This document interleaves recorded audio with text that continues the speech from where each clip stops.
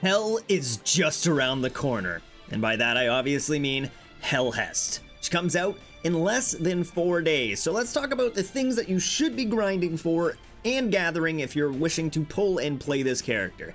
There are plenty of things that you need to take into consideration, so hopefully this video will help you gather up all of the resources and stuff that you need to have this character ready on launch. Obviously, the first and most important thing, make sure you are saving up your Lumina leaves to be able to pull for the character when it comes out. If you haven't been saving them up, make sure you start if you're wishing to pull this character when it comes out, because if you don't got enough Lumina leaves, you're not going to be able to pull it, you're not going to be able to get lucky, and you're not going to have the character to play with anyways. So make sure you're saving those up, and if you're noticing that your guarantee is getting pretty low and you're not looking to like get more draws for Estella or anything like that, make sure that you're kind of not pulling too much in case you don't want to accidentally pull another Estella and then have your guarantee reset, because this will carry over to the next banner. When the next banner carries over, say if you have crazy luck, or crazy bad luck I guess, and your guarantee is in 1, like you could literally go to the next banner, draw once, and get the get Helhest on your first draw. Obviously the chance of that is very unlucky for it to happen, but it is a possibility. So make sure, like me, I'm around 25, so I'm gonna kind of keep it here and just live with the fact that my Estella is not going to get maxed out. I'll have to live with a tier 4 Estella, and I'll start pulling for the next character from 25 and hope for the best. Next up, we have our Relic. So I'm not going to be specifically talking about the lower tier stuff, just because it's not as important for the most part, like the incandescent ribbons and the lower quality the blue rarity ribbons as well. These are things that you can farm to your heart's content. You can hop into legacy for a few hours and grind out basic chests to get these easily. Let's talk about the things that are locked to pinnacle energy and that you will need to be farming, and you do not want to miss out on these or not have enough of these, so you're gonna have to spend days farming this stuff later down the road. So first off, let's head back. When it comes to increasing all of the stuff here to max, you're going to be looking at 122 elemental arc sheaves. Make sure you are getting the crackling incandescent sheaves. These are what you need to level up the new character, since it is an arc character. And then you will also need 45 arc fruits as well. So make sure you're grabbing those. And lastly, 18 incandescent clusters. Again, I would say more along the lines of 10 to max out, kind of where I am right now on Ningfei. This 8 for the final weapon mastery is a bit rough, so you know, let's put that aside. But that's the amount of resources you're going to need if you want to max out the new character's artifact. Again, you don't need that many if you're happy getting it up to 16. You're happy missing some of the stuff for now, but that is the amount that you are going to need if you want to max out said character. Next up, let's talk about weapons. Estella is going to be using a brand new weapon type, the bow, so you are going to need plenty of resources to level up this new weapon once you get it. But if you would like to start working ahead of time, I would highly recommend getting Royal Contravene, or as I continue to call it, Queen's Breaker Bow. I don't know why they changed the name of it. Anyways, these are things that you'll want to grab. Royal Contravene will probably be your best in slot exotic, unless the new exotic bow that comes out is somehow mind-blowingly amazing, but I'm highly doubting it. I am more than confident that Royal Contravene will be the main exotic that we will be running on her. So you can get that right now. You can start leveling it up right now if you wish to.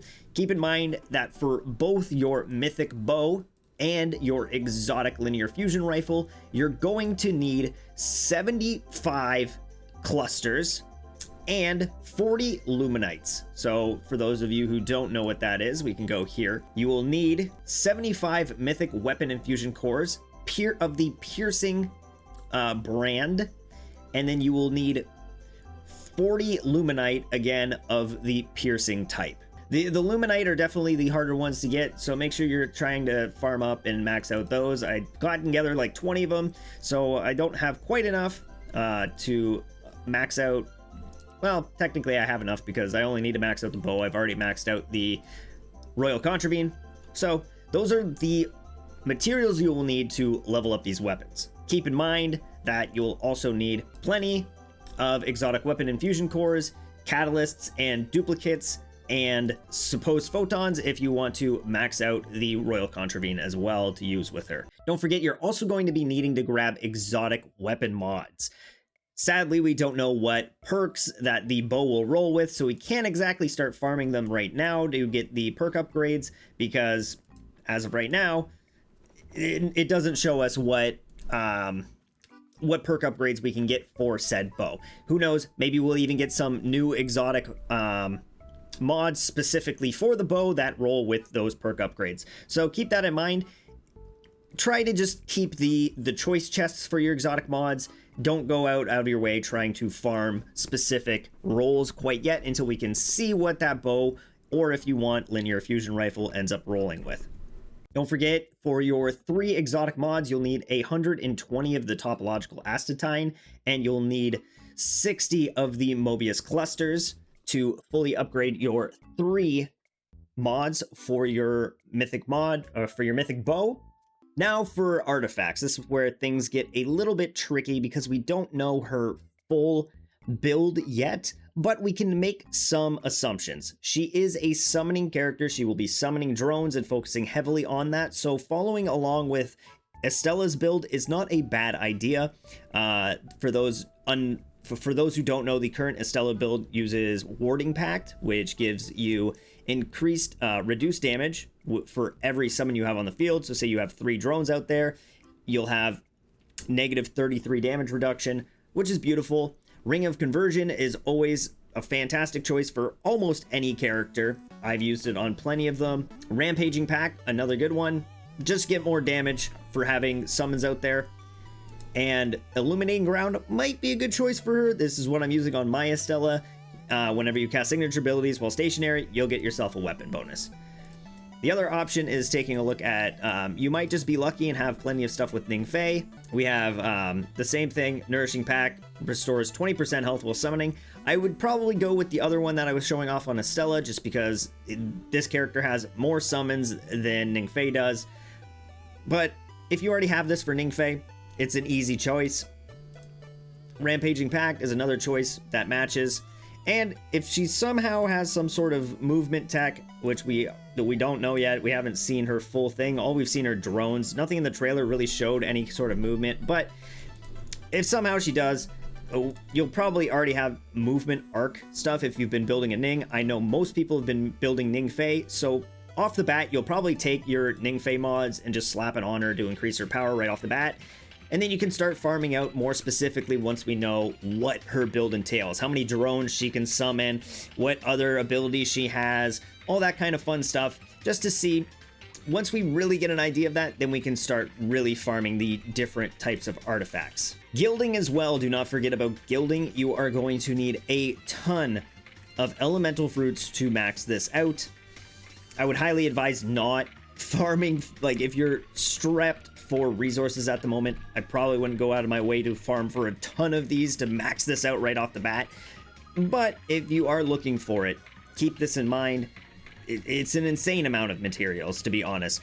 We're looking at 231 total fruits split between the 3 different elements, Arc, Solar, and Void, 20 of the artifactual clusters, and I believe that about covers everything that needs to be talked about for her. We talked about her weapons, we talked about her artifacts, her relic abilities, all the different materials you're going to need to upgrade all of those.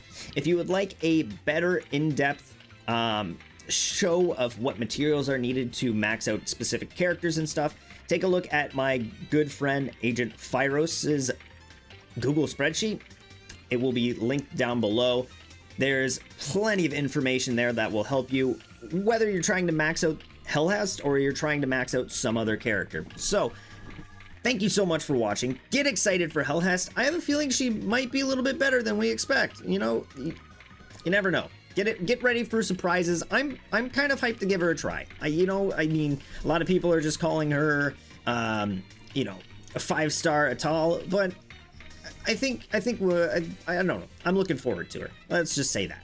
Anyways, I will see you in the next video, and have yourself a supernova day.